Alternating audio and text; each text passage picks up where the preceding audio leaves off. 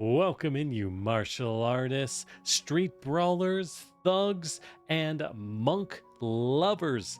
Today in Practical Pathfinder, we're going to show you how to build a monk, whether it's your first time or your fifth.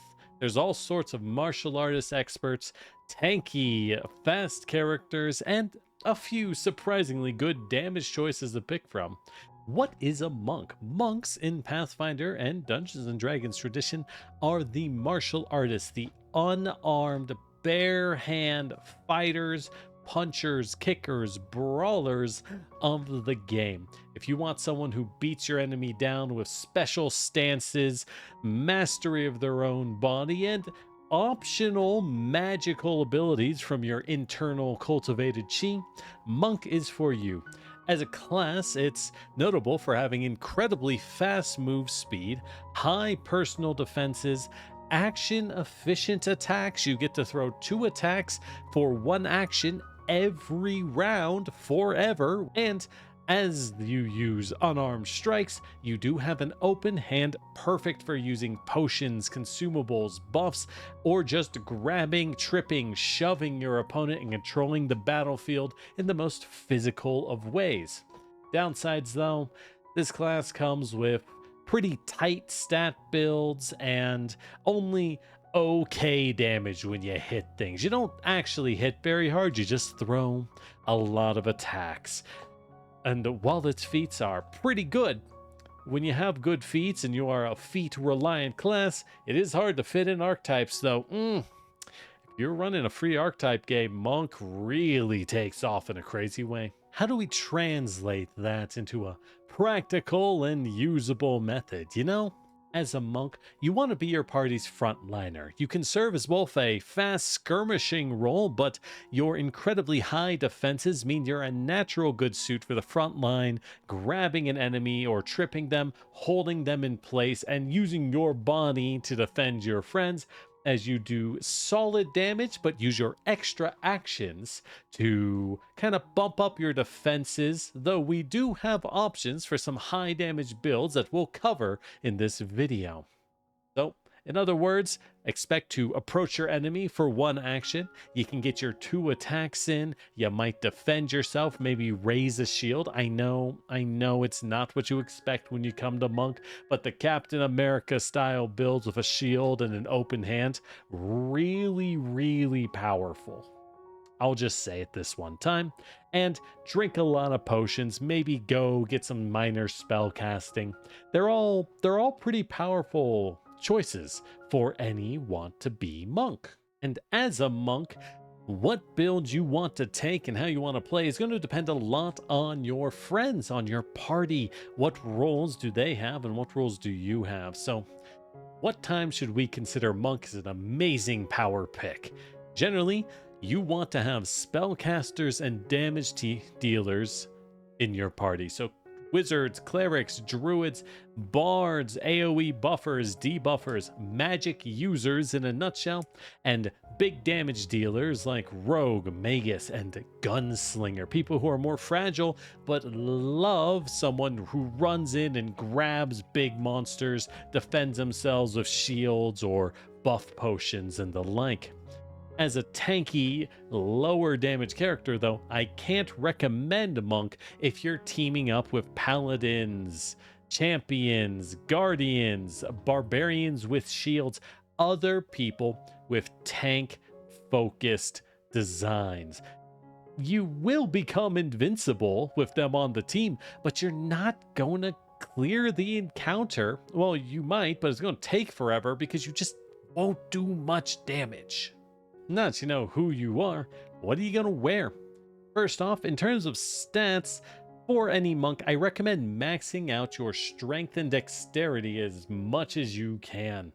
I like to have +3 strength, +4 dexterity for maximum defense, but +4 strength, +3 dexterity is also a very valid choice for those who want to focus on protecting their team and grappling and tripping their enemies at every opportunity, though you're definitely going to want a shield.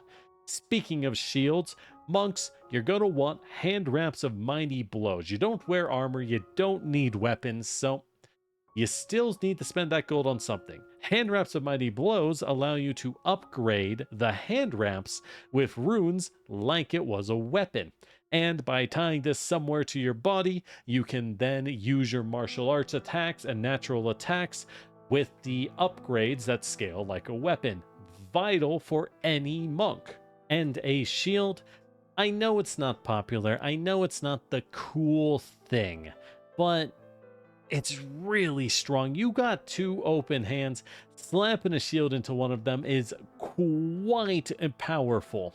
So if you want to consider it, maybe ask your GM, see if you can reflavor it as like a fan or a staff or an umbrella or Jackie Chan grabbing random props from the wall. Whatever sounds cool and looks cool in your mind, but mechanically shields are crazy.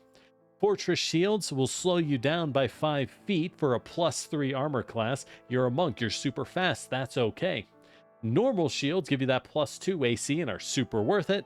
And if you really don't want to carry it big time, do consider a buckler, which will allow you to raise a shield for +1 armor when appropriate. And yeah, my model's lagging a lot. I don't know why. Anyways, Sash of Prowess. This is a level 10 item that boosts your athletics and acrobatic rolls. Sure, great, whatever, generic, that's fine.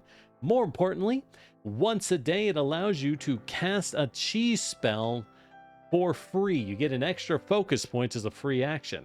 That's really nice. And even stronger than that is once a day. When you succeed at an acrobatics or athletics skill check, you can use the sash as a free action to just say, I crit succeed. That's insane. You can just go, no. I crit succeed. Use it on grapple. If you crit succeed at grapple, they become restrained. Not only can they not move, they cannot take attack actions or manipulate actions. They can't do basically anything except try to escape. That's some insane control for a skill boosting item, absolutely required. Outside of that, you have free hands. Buy consumables. Rainbow vinegar and iron wine are cheap alchemical foods that'll give you a nice extra D4 of damage, both fire or acid.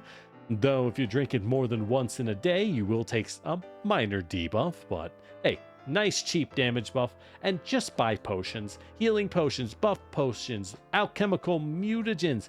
They're all worth picking. They're all worth picking. It's one action. You got lots of spare actions as monk. Buff up and crush the enemy. And if you need more, make sure to buy some retrieval prisms or a retrieval belt so you can warp them into your hand as a free action. I love taking extra actions. When it comes to your general feats, monks are going to have actually a very tanky set of priorities. Shield block for any monk using a shield is your level 3 pick, allowing you to use the shield to reduce incoming damage by the shield's hardness stat. You're already very hard to kill. Why not become even more durable? Why would you not? Improved initiative is good no matter who or what you are. Going first just opens up a lot of opportunities. And robust health, surprisingly good on a monk. Robust health boosts how much you heal from treat wounds and battle medicine, but more importantly, makes you immune to battle medicine for only 1 hour instead of 1 day. As a monk, you have free hands, so as we will discuss, medicine, and therefore battle medicine, is a really strong and easily available source of healing that you can provide for yourself and friends. Outside of that, you got your standards, toughness for more HP or fleet for more move speed. When it comes to those skills, you got quite a few options. As a high strength, high dex character with a free hand, athletics is a required pick. Otherwise, you can't jump around and do cool martial artist stuff. And this is what you'll use to control the battlefield. Trip enemies, trip the big guys, grab the small guys and the wizards. Grapple them to hold them in place. Shove enemies who grapple your allies because force movement will break their grab. And you can disarm your enemies if they're using a weapon. Medicine is a really good pick if you can afford to pick it up. It's hard to fit a lot of wisdom on a lot of monk builds, but if you can, it's very, very worth it. And the battle medicine skill feat after that will let you heal yourself in combat and friends. Take robust health as your general feat, and ooh, we got some crazy synergy. Your dex is high as well, so thievery and stealth are solid picks. If your party does not have a sneaky character or a character that can open locks and swipe things, you may as well be that. And last, specifically, if you're a stumbling stance monk, the drunken boxer style monk of a stumbling stance, that style uses a lot of feint actions as part of its attacks, so you're going to want a high deception skill as that monk. But what are skills without skill feats? As a monk, you already excel at both medicine and athletics. So, medicine, you get the normal medicine package, battle medicine to heal in combat, ward medic to heal groups, and continual recovery to heal out of combat really fast. Meanwhile, Titan Wrestler for your athletics users is vitally important, allowing you to grab creatures up to 2 sizes larger than you, so you can easily grab larger, huge creatures. And quick jump, if you have the spare feat, it's one I have always liked. Boy, I am weirdly laggy. Quick jump is so nice because normally long jumps, high jumps, those are 2 action activities. Being able to just do them as 1 action is very useful. Cloud jump, when you become legendary in athletics, is pretty much necessary. It's not flying, but it may as well be because your move speed is so high, you can jump just ridiculous distances. If you're more dex, more thief focused though, definitely pick up quiet allies when you're an expert in stealth. Quiet allies allows your entire group to roll a single stealth roll to sneak through an area. Now, it is based on your worst stealth roll between everyone, but that's still way, way better statistically than needing to roll 4d20s. Think about it. If you roll, say, a 5, a 10, a 15, and a 20, all those good rolls don't matter. You still get caught because one of you rolled a 5. I mean, it is a dice game in the end, so if you only roll 1 dice and then you can like hero point the dice or maybe find a way to buff it, life's going to be a lot better. At last, the feats, the real meat of the build, the things you've all been hoping to see. Well, as a monk, honestly, you can do so much. It's an incredibly versatile class, so what feats you pick early on are going to determine essentially what subclass you have, and nothing is more important than your stance. Your martial arts stance is your equivalent to drawing a weapon. It's when you drop into some kind of buff state, and you can only have 1 stance up at a time, remember. Very important. You spend 1 action, usually, to drop into some kind of buff state, and you gain a new attack with massive advantages and maybe some other passive benefits. There's a lot of stances, we can't cover them all, so we'll just figure a few that I really recommend you try out. The most standard stances are Wolf Stance and Tiger Stance. Both are pretty solid. I think personally I prefer Wolf a little more. It's a little more controlling, whereas Tiger Stance is a little more damage focused. But both give you D8 slashing damage with Agile and Finesse. Great for max dex builds. You can attack multiple times. They're just darn good. And if you want to go maximum strength, then instead of those, definitely do Mountain Stance. Mountain Stance is your minimum dex. Now I say minimum, not none. You still want to start +1 dex, bring that up to +2 at level 5, because the upgraded Mountain Stance you'll get later on allows you to benefit from dexterity in your armor class.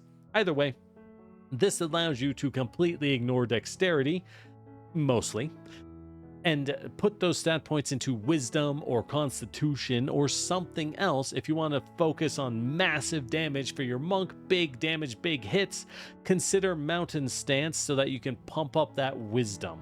It's probably a stronger build at the lower levels, a 1 through 10 campaign. If you're in a high level campaign, then instead of Mountain Stance, I'd recommend other higher damage stances, and you just up your wisdom and dexterity by being, well, high level. Outside of the stances, we do have chi spells. Now, chi spells are your focus spells. You'll gain a focus point like any spellcaster would, and you can use your chi spell that you choose, either upheaval or chi rush, basically the ability to move twice as one action, or to power up the accuracy and damage of one flurry of blows. Both are great options. You can use these once a fight, and then you have to spend 10 minutes to recover them. That is how all chi spells and focus spells will work, and we won't cover that in the future. At level 2, you have some really good passive feats, though you might just go back and pick up chi spells or pick up that stance you missed out on, because those are so fundamental. That's exactly why I think humans with natural ambition to pick up an extra level 1 feat is such a big deal. You don't need to do that though. Crushing, grab, and stunning blows are great choices. If you're a more control focused monk, if you want to control the enemy, make them attack you and protect your friends, crushing grab lets you get a little bit of damage when you grapple your enemy, equal to your strength modifier. It's not huge, that's like 3-4 points of damage, but hey, if you're gonna spam grabs, you might as well make it good. And stunning blows for those who want to punch fast and just zoom around, be more of a skirmisher, or maybe a tank with control who punches rather than grabs. Stunning blows whenever you use flurry of blows. If you hit the enemy with one of the hits, they have to make a fortitude save or be stunned 1. Don't expect this to work very often, frankly. Your class DC doesn't scale that well, and enemies tend to have high fortitude saves. It's the most common high save, and big monsters you tend to be brawling with on the front line often have good fortitude. So, not the strongest, but it feels real good when it works. And it's basically free. Even a weak extra effect is pretty good when it's free. Level 4 is when the big stuff shows up for you though. Stand Still is your reactive strike or attack of opportunity equivalent. When people move, you can hit them, and key, if you crit them, they lose the move action. They just lose their action entirely. That's really good and makes you a control nightmare. If you have chi spells, Harmonized Self is a crazy good self-heal spell. It's about as good as a champion's lay on hands at 6 HP a rank, but it also helps cleanse poison and diseases from you. And hey, that's a nice extra benefit. Why would you not want that? And if you're tanking and taking hits, another pool of HP, you'd love to have it. And last, Flurry of Maneuvers for those who love controlling the enemy and don't care much about their damage. This allows you to use athletics actions, grapple, reposition, shove, trip when you flurry a blow. So you can grapple into a trip, you could punch your enemy once and then try to shove them back. You can really mix it up and feel like you're doing cool combos. You know, it really ups that fighting game feel of playing a monk. Level 6 is when you get your big damage options on Monk. If you want to put out bigger numbers and dedicate a lot of actions to putting out damage, level 6 is key for you. Absolutely key. And speaking of your chi, you can take advanced chi spells at level 6. The one that matters for a damage lover is Chi Blast. This is a 1 to 3 action effect, allowing you to fire off a big cone of damage. Now, the damage isn't massive. It scales by 1 or 2d6 every rank. That's pretty normal damage scaling for an AoE, but that's a powerful thing to have on a melee martial character. And most importantly, you can flurry of blows an enemy if you start your turn next to them, and then spend 2 actions to blast them point blank with a Kamehameha. That's a lot of damage. 2 hits and an AoE is nice to have. Now, I'll note, it also goes up to a 60-foot cone if you'd use it on 3 actions. So if you win initiative and all the enemies are clumped up, you can just say, all right, sure, and just blast everyone in the face of a big wave of energy to start the combat. It's not bad. But outside of that, stance upgrades turn online at level 6. Most of the stances you get at level 1 have what I would call stance upgrades. For example, Tiger Stance gets Tiger Slash, which gives you monk power attack that works alongside Flurry of Blows, but also shoves the target automatically, getting 2 extra damage die. That's 2d8, not bad. 3d8 at high levels. And if you crit, it adds your strength modifier to the bleed damage. That's a lot of effects. This gives you a big hit in addition to fast hits. If you're not Tiger stance, you can go for 1-inch punch, which is kind of the same thing, but a little worse, but works on other stances. And if you're a wolf stance, you can go for the wolf drag attack to give your 2 actions, make an attack, give your wolf strike fatal d12. Remember, that means if you crit, you will deal d12s before doubling the damage, and add a d12 on top. Massive damage on crits, and you will knock your opponent prone on a hit. Is really good. Like, these upgrades are crazy. A lot of stances are judged not just on the stat boost by themselves, they're slightly better than a martial weapon, but once you get the upgrades, monk stances are insanely strong. From Blazing Talon Surge on Reign of Ember stance, which is a rare stance, but I love it for reasons we'll get to later, eh? Blazing Talon Surge is super fun because it allows you for 2 actions to stride, strike, and grapple all at once. That's some great action compression. And for the Mountain Stance Pure Strength, boys, Mountain Stronghold is a massive deal. Mountain Stronghold allows you to parry while in Mountain Stance. Now, this isn't good. This is not valuable because you could just carry a shield and do the same thing. But more importantly, it ups your dex modifier to +1. Remember how I said your dex stat would matter, mountain boys? That's right. You want a dex of +1 at level 5 and +2 at level 10 so that your mountain stance will keep scaling its armor class. And if you don't care about an upgrade, and if you say generic, I don't even attack enemies, I'm too busy grabbing and tripping and controlling, well, you get one of the funniest feats in the game. Whirling Throw. If your opponent's already grabbed, you can make an athletics check to spin them around and throw them across the sky. Or 5 feet times your strength modifier. So that's like what? By default, 15 or 20 feet. Level 10, we can pump that up to 25 feet if you go to +5 strength.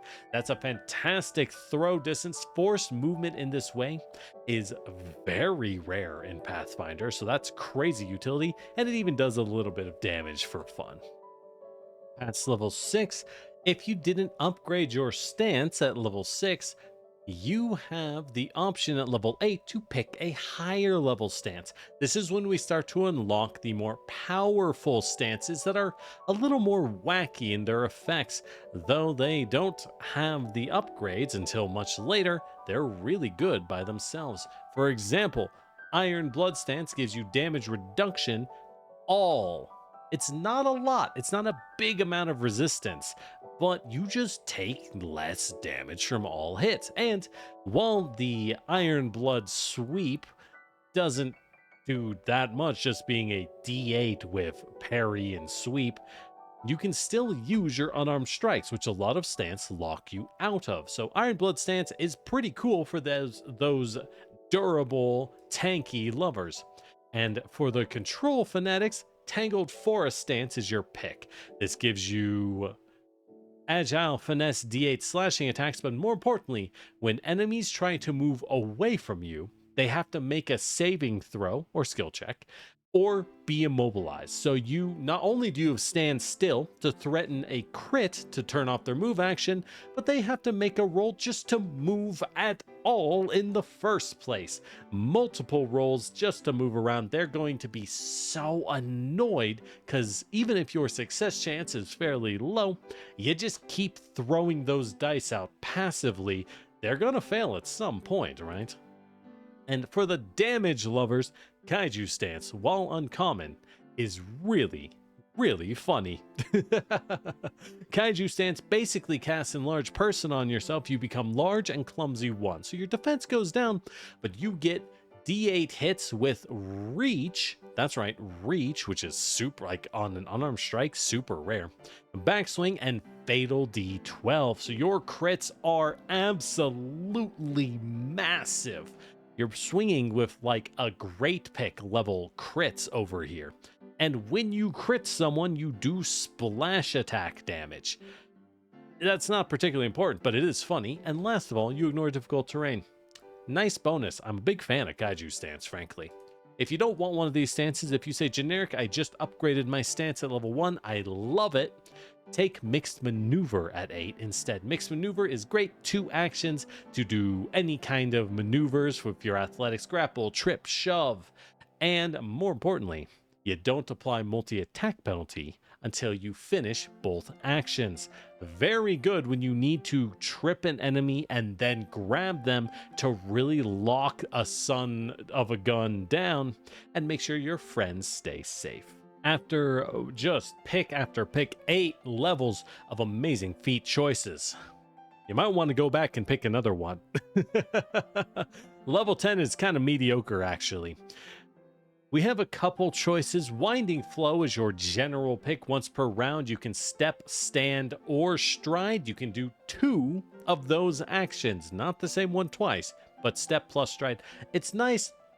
Helps you skirmish, avoid reactive strikes well, but I mean, this is kind of a nice to have. While it does make you even faster, monks are not wanting for mobility in any way.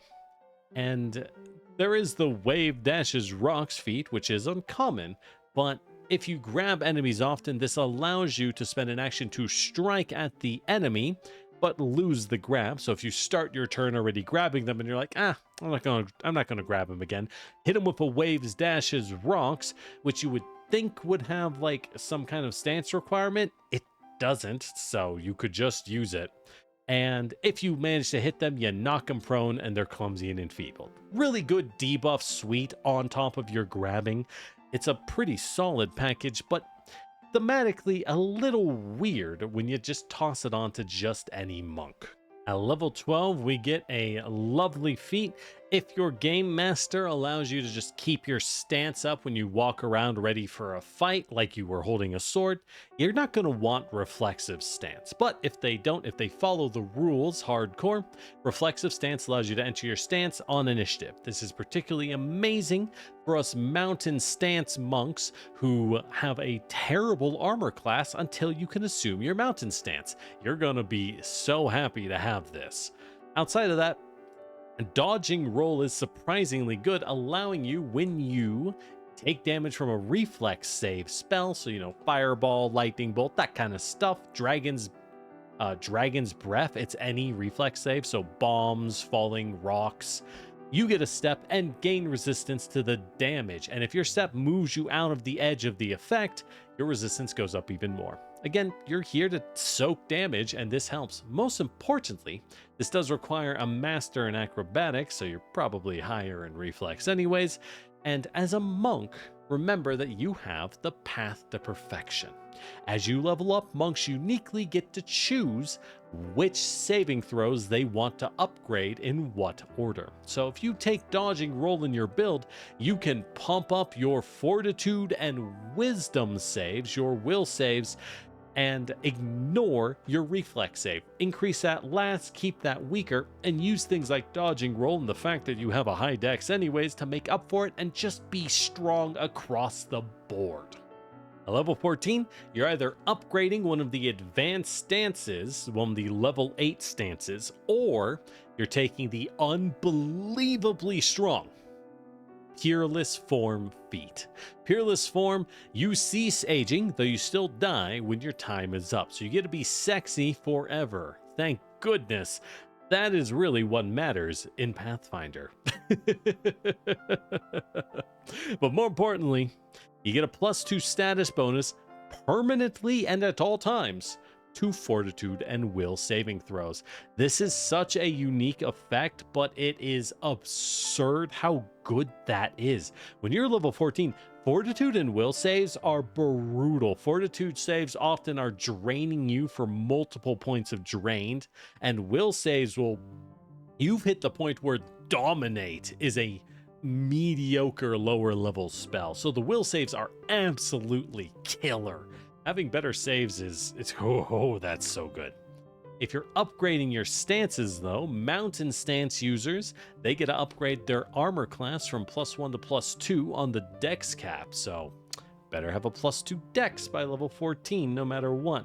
That way you're even stronger and you get a nice little AoE around you for one action that can knock people prone. That's fun, that's cute, that's nice to have. For the other level 8 stances though, we do have the Tangled Forest stance users. Those control experts get a 1 action Tangled Forest Rake, which allows you to make a strike, and if you hit them you can reposition the target up to 10 feet, including through you. So that lets you really control the battlefield and keep dragging enemies away from your friends to force them to fight you, because remember, you between Stand Still and Tangled Forest Stance, you're just forcing them to constantly roll more and more and more dice every time they want to move. Kaiju users get World-Breaking Footfall, which is a 2-action slam that creates a 20-foot emanation of difficult terrain. That's 4 tiles in all directions from you.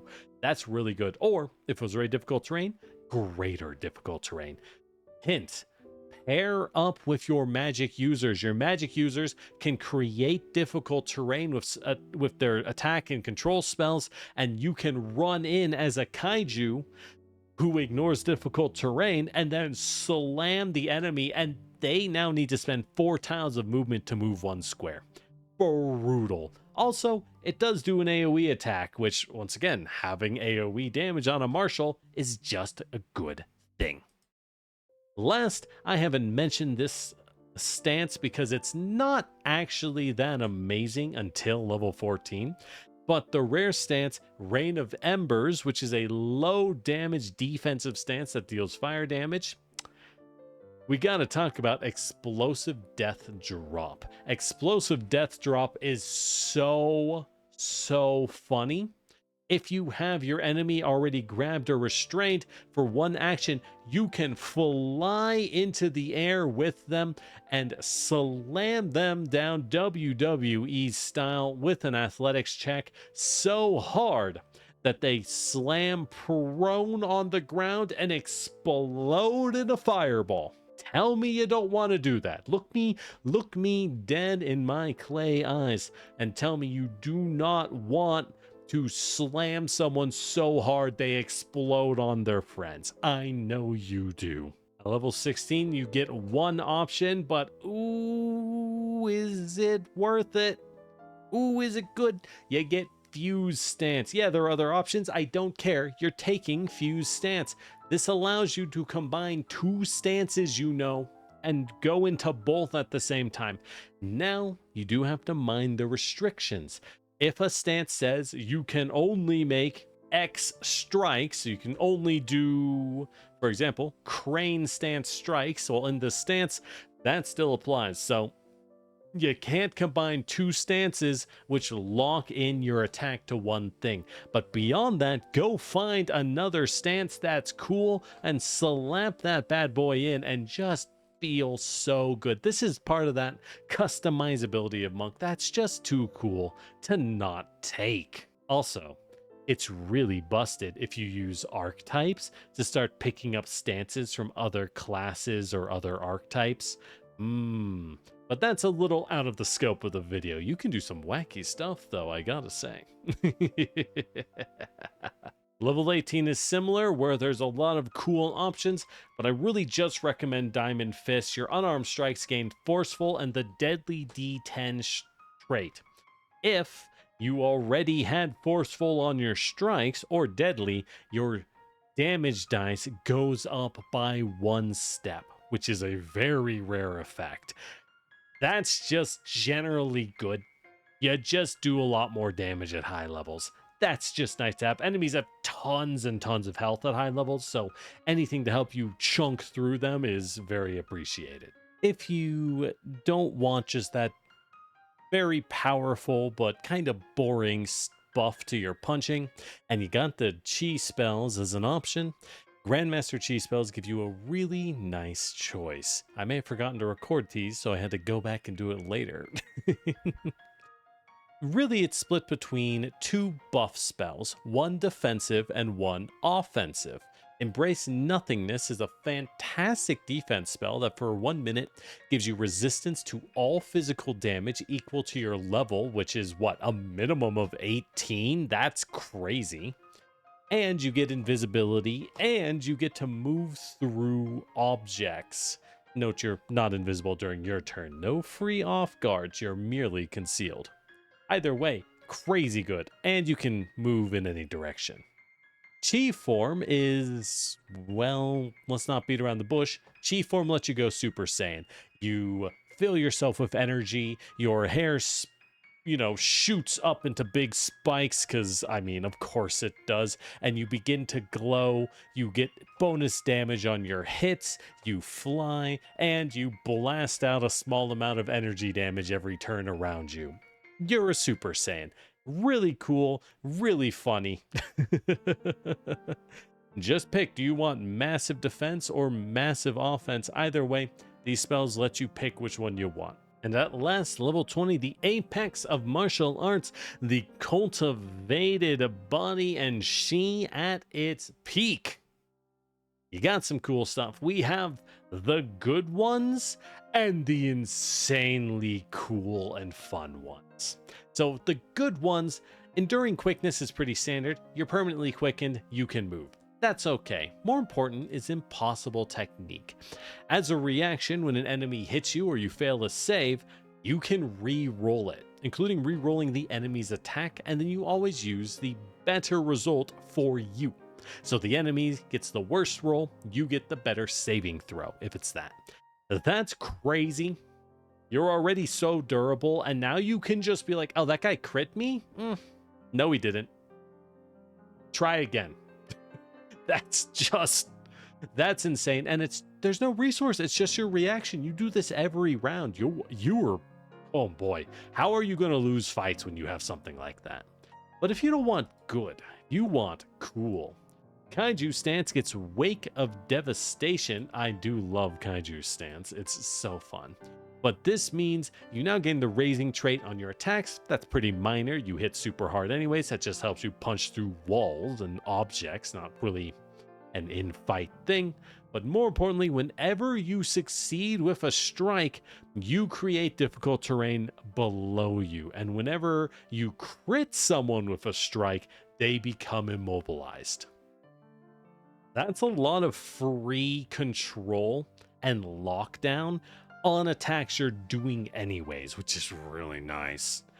And for the coolest of all, we have Godbreaker. You do need Crushing Grab and Whirling Throw, because this is the ultimate in grapple finishers. But if you start your turn, you have a creature grabbed, because this is a 3-action activity, so you probably had to grab them last round.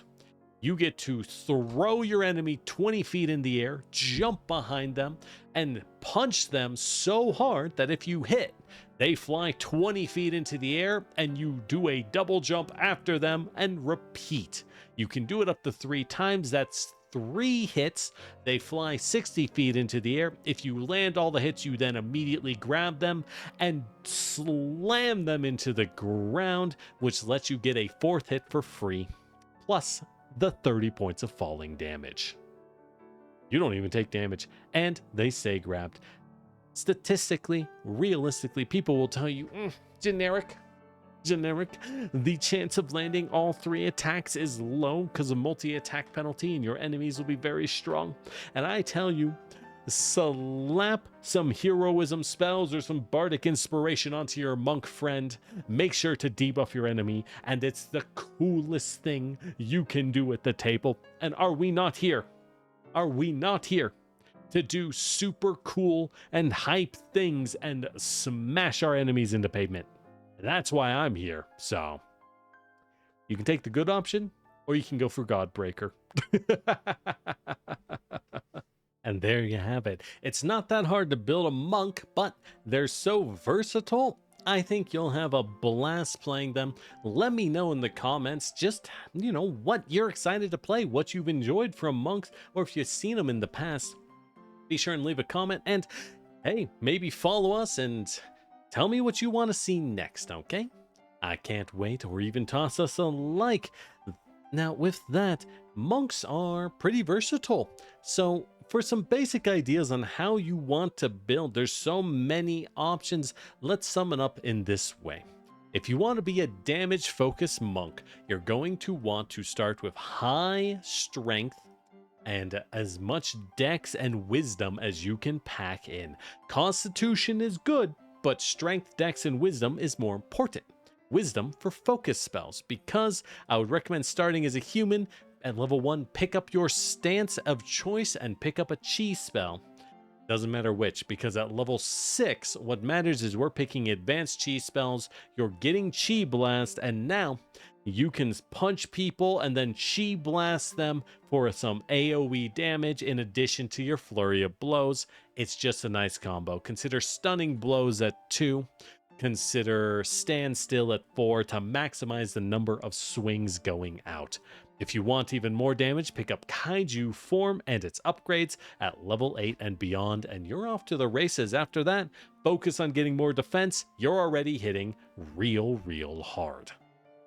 For us defense lovers, us tank lovers, you're going to want to grab your enemies. So pure strength mountain stance could work, but it's more defensive and often a better idea actually to take wolf stance, in my opinion. Wolf stance will allow you at level 6 to hit your enemies for a big ol' hit and auto trip them, which is so good. Dragging dudes prone on a hit, that's really good value. And you're going to want Crushing Grab at 2, Flurry of Maneuvers at 4, and at level 8, grab Mixed Maneuver. Now that'll let you really just lock people down. You don't need Flurry of Maneuvers, so you could retrain that into something else at this point, maybe into Stand Still. It's always good on every build. Mixed Maneuver will allow you to trip into a grapple and just, pick one guy, say, hey, don't worry, party. He's fighting me. I'll keep him busy. Go beat the other guys down, and then we come finish the big threat off while I'm fighting him. Pretty easy. If you want even more tanking or control, Tangled Forest Stance at 8 is also a great choice. And for us control lovers, those who want to skirmish but prevent enemies from moving, it's a pretty similar build as the tank build. You might want to consider grabbing a chi spell, maybe as a human for that extra spell in addition to your stance. So at 4, you can take Harmonized Self for the self-heal. If you're locking enemies into fighting you, you're going to want the extra healing, and if you're running away from your party, you're going to want it even more to stay up when things get bad. Make sure you grab Whirling Throw at level 6 so you can control the enemy and force move them away from your friends, slam them into walls, throw them off cliffs. It's just so cool and so good. And Tangled Forest Stance at level 8, it's probably your pick of choice, being that you want to control your enemy, force them to keep rolling dice every time they move. If they say, all right, I'm not going to make that roll, I'm just going to punch you instead, both a tank or a controller build, that's why we carry a shield, raise that puppy up, tank those hits, and feel like a god. That's the hope. I hope you have fun. I hope you have fun with Pathfinder, and I hope you have fun with Monk. Let me know what you think. Let me see those builds. I want to hear your fun moments. I do love monks. I've seen some real fun ones in my own campaigns, and I hope you do too. I hope you do too. As always, I'm Lord Generic, and this is Practical Pathfinder. Tell me what you want to see next. I got a few things planned. I haven't done much work in the last few months, so I'm a little behind,